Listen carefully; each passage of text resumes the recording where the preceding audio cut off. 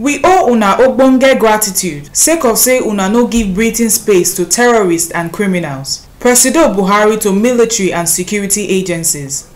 President Muhammadu Buhari on Thursday for Maiduguri, Borno State, talk say Naija owe ogbonge gratitude to military men and women and security agencies where they fight security wahala for the country, particularly those ones wey die as dem dey fight for the country. Come assure family members say government go continue to support their loved ones. Oga Presido for the official visit to personnel of the armed forces and security agencies for Operation Hadinkai for Mai Malari Cantonment charged the military and security agencies say make them no give breathing space to criminals wey dey different parts of the country. Say they must finish the war with restoration of peace and them go reconstruct affected areas. President Buhari thanked the military and security agencies for their loyalty and selfless sacrifices towards the defense of Naija. He said their courage and gallantry go continue to inspire other people.